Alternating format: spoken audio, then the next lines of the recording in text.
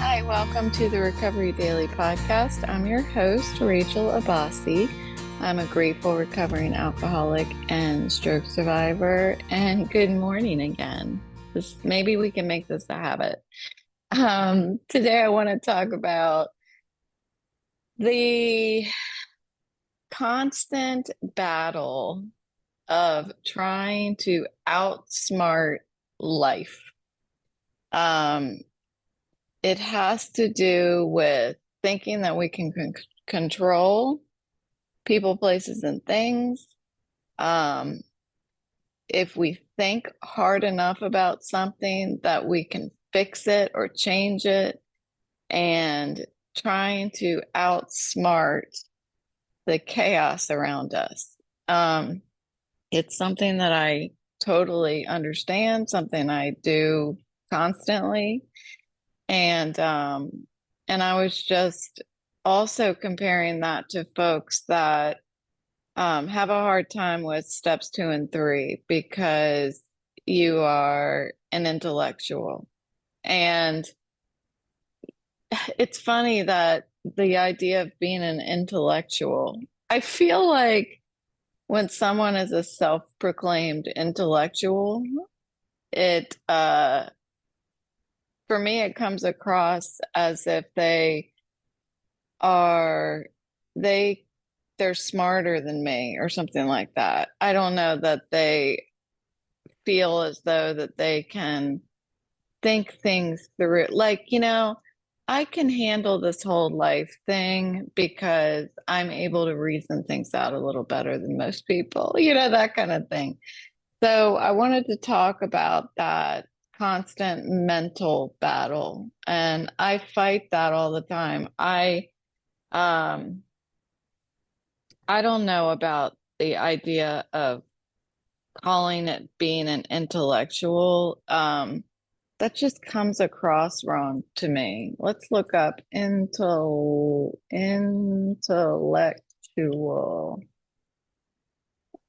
Relating to intellect. Thank you for nothing.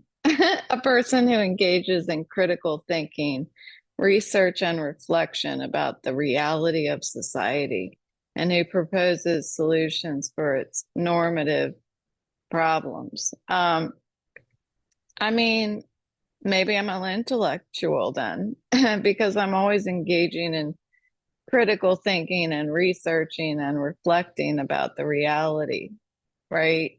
Uh, a lot of people do. I don't think it makes us any smarter than anybody else. People who like to do that or feel compelled to do that. Um, so yeah, that feeling that we need to figure it all out, to intellectualize everything and to control every little piece of it. Um, the way that I was really shifting what that means, in a way, not everybody, but in a way, it sounded to me like we're arguing with life, like we are the lawyer of life and we're arguing with reality and thinking that if we think hard enough, we can outsmart things. We can outsmart our neighbor. And I have been there and I still end up there probably on a daily basis. But the importance and the freedom of letting go is what I'm constantly working on. So I think that in sobriety, I have absolutely not let go of this idea of trying to think everything through. I think that obviously, because that's what I'm doing with this podcast, don't you think? I'm like trying to think everything through. Um, but I'm not trying to find a solution as if it doesn't already exist. I'm feeling like I'm promoting that the solution already exists. And for me, it's in the AA program. And for somebody who may not be an alcoholic and is in stroke recovery, or somebody who suffers from invisible illnesses like anxiety or depression, the solution, I believe, exists in this way of life that I have uncovered in my experience with sobriety, because I've been able to apply it to my stroke recovery as well. I've been able to apply it, in all honesty, to some very difficult situations that have happened to me, things that I've just had, there was no other option but to accept that something was the way that it was, and I would never be able to change the past. Um, and realizing that although things may not be the way that I planned that they should be, everything is okay. Everything is still okay. And I used to believe strongly that the solution was in analyzing every situation. If I didn't have a plan for the outcome, the whole world would somehow fall apart, you know? I had to figure out all possible alternative outcomes for any situation. And I know I'm not the only one who feels that way, thinking that I'm responsible for thinking everything into place, that if I don't think things through, I will suffer and so will everybody else, that I just could not let things happen on their own. And it's exhausting. It is, if serenity cannot live in that space. There's no space for serenity to live. And it's really like intellectual self-sufficiency. But I think that that's dangerous. Intellectual self-sufficiency. It's this deep-seated belief that if we can figure everything out, each thing out, we're safe. But that is not true. And I understand today that that's not true. It's scary, honestly, to realize that that's not true. I think this is one of the things that I struggle with so much after I had my stroke, is that there's no way to think myself out of this. And that's why there are times when, like I mentioned a couple weeks ago, I was walking my dog and I was just like, this is terrible living like this. And I felt like I was stuck. I felt like I could not think my way out of it, and I can't. You know, there's no amount of clenching my teeth, there's no amount of white knuckling um, to get out of, in, or around the life that I'm in right now. You know, um, what it does instead is steal the opportunities for me to be free in where I'm at right now. Free from my fears. My fears exist in trying to think my way out of something because I'm afraid of the possibilities that could happen. Instead of being afraid of what's possible, I talked about it yesterday, is letting go and trusting that I have what it takes to deal with what could happen. Um, so that's forward thing, you know, that's being afraid of what's going to happen in the future. And then thinking my way out of what happened in the past. I can't tell you how many times I've tried to think my way out of what has happened in the past, and that they call regrets, but I feel like it's trying to think that I can do something today to right something that I did long ago. And the only thing that I've learned that I can do is practice steps 8 and 9 and understand what my role was and is in my relationships, and confront maybe something that I have done, and talk to that person about not my regrets, but what I've learned and how I plan to write that today. Um, I I've there's still some things in my past that I still hold on to. There's still some stuff that I regret. As much as I want to practice the program and say we will not regret the past nor wish to shut the door on it. um, there are still some things that I regret, and that's okay. I'm working to try to not regret them. I'm working to really sift out the lesson that exists in that memory and in that fear, because I believe that if I have a regret and I'm just holding on to that memory, um, today it creates a fear as to, will I do that again? Almost, that's what my fear is that I'm capable of what I did back then. And I'm fearful that I'll do it again.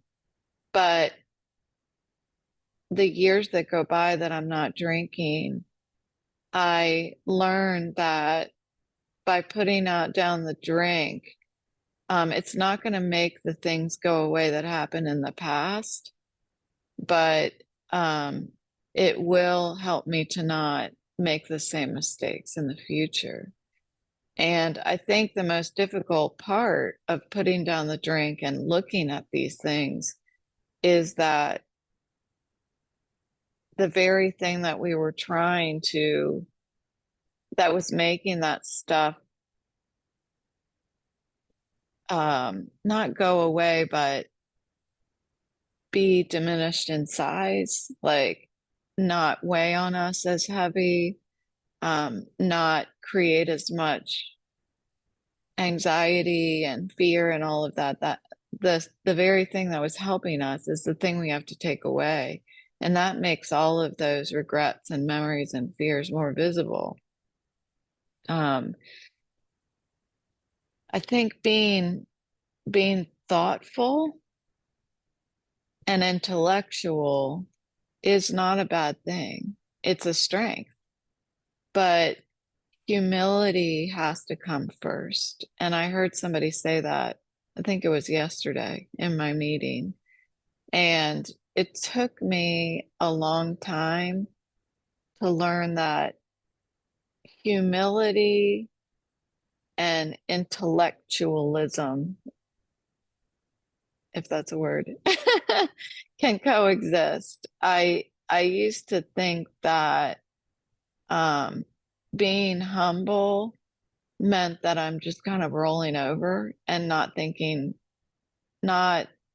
things through, but real humility is accepting that I don't have all the answers, accepting that I can engage in critical thinking, but that doesn't mean that I'm always going to have an answer.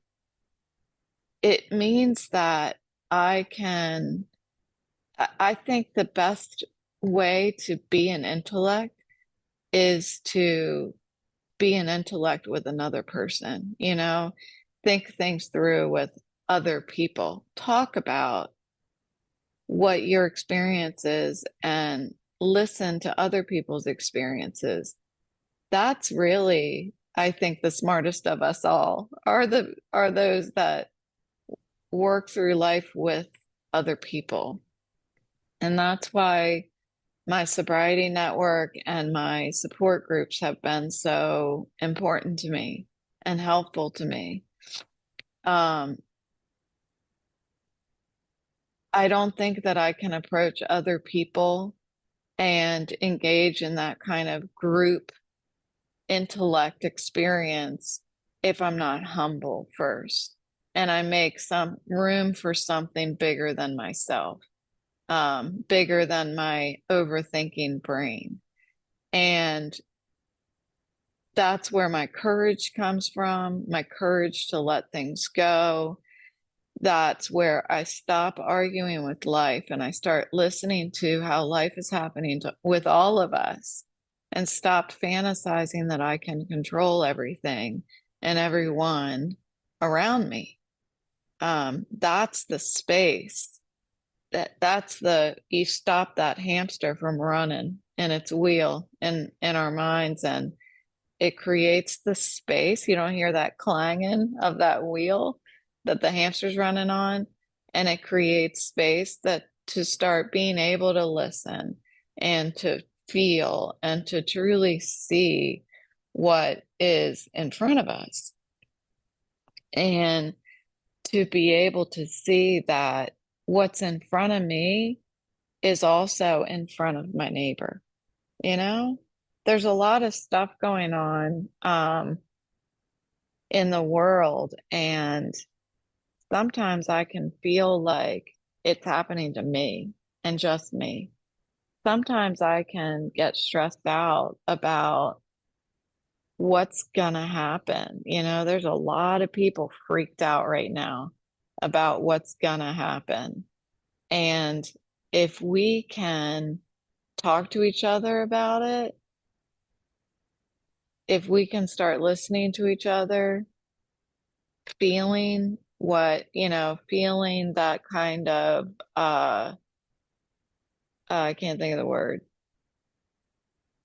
Anyway, oh man, it's right on the tip of my tongue. Empathy. Feeling empathy for each other and seeing that what's in front of me is also in front of you. And that's when I can stop arguing with you, stop arguing with others. Um, I know it's not that simple. I understand that. It's simple for me, but it's not simple for everybody. You know, I choose to believe what I believe and stop arguing with those around me thinking that I can change what they're thinking. Like I can't.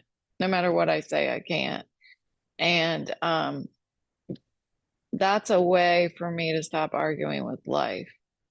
I have always had one of my character defects. I'll come clean. One of my character defects is to think that other people are idiots. That's terrible. And to think that they don't see things my way. How could they not see things my way? It's obvious what the right answer is.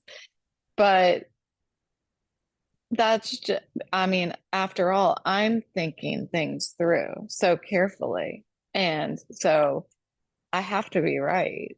But that's just not true. That's silly to think that. And that is, again, arguing with life and arguing with people. I may not be arguing vocally with people, but I'm arguing inside my head, and the serenity can't exist there. If I'm fighting with other people and I don't say a word, I am the only one suffering. I'm the only one suffering if I don't agree with you and I'm not accepting what you believe, then I'm the one who lacks serenity, not anybody else. arguing with life, disagreeing with people, and not accepting, that's the most important part, not accepting other people for who they are is still another way of trying to control. It's another way of staying trapped in self prioritization and fear, really. Um, we think that if we can just convince other people to see things the way that we see them, we can outthink everything, everybody. And if we can outthink and get everybody to believe the same thing, that is when there will be peace on earth, you know? But it's doesn't work. It's never going to work. Um, what I've learned and what I'm learning still every day is that my serenity comes from letting go and just accepting life as life is. That doesn't mean that I don't stand up and try to make change when change is needed. It doesn't mean that I'm not taking action on a daily basis, but I'm understanding what I can control and what I can't control. When I stop arguing with life and try to stop controlling every outcome, and that means with my kids too. You know, as parents, we are very much trying to guide our kids to make the right decisions and so on and so forth. And as they get older, we have to find that comfortable place where we can let go, trust that we've given them the tools that they need to make their own decisions, and we sit back and watch. And sometimes we have to step back in, and sometimes we don't. Sometimes we are not sure when to put our foot down and when to let it happen, even though we don't like it, you know? Um, I felt like I used to be able to control every outcome with my kids. And today I can control little to no outcomes.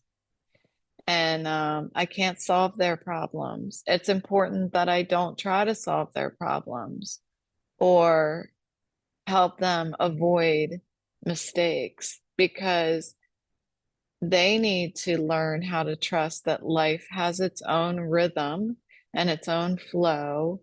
And my job is to allow them to move with it too and not against it. So, this is really poignant to me today because my kids have been in town. It's been so busy here. And I'm full of gratitude. I was smiling last night while I was falling asleep because I was thinking of just all the gifts I received this week with my brother coming to town and my daughter and my son, and I got to see my mom and my sister. It's a lot. I don't usually see all those people at one time. So I've been very blessed with that. And there have been a couple times that I was sitting with everybody and I had my hat on and I had my sunglasses on, sitting indoors and just like staring at one spot, trying to maintain my uh or manage, I should say, my symptoms. So I feel like I'm very much focused on my kids in my mind right now. And I want to share with them how to navigate life. Um, but I have to let them figure it out. And as much as I try to stop controlling, thinking that I can control everything and realize that I'm not the driver, I'm the passenger, that applies in my kids' lives too. they're young adults now. My daughter is 22 and my son is 26, getting ready to be 27. And I can be the pooches decided to they don't like that. Sorry. I'm gonna keep talking anyway. And so I need to be an example of how to be a passenger, a good passenger, not one that is, using my imaginary brakes and wrestling with the driver. I need to trust in the journey and I'm not, stop thinking that I can mentally steer the wheel, or else everyone is going to crash. So, anyway, that's what I had in my mind today, and I think it's an important reminder for me today, especially as I continue to have my son in town for a couple days. I want to be a good mom, and I want to be an example of how to stop arguing with life and accept things, understand my role, and know when to stand up and take action and know when to stop and find space for letting go and acceptance and all that good stuff. So, thank you so much for listening today to the Recovery Daily podcast.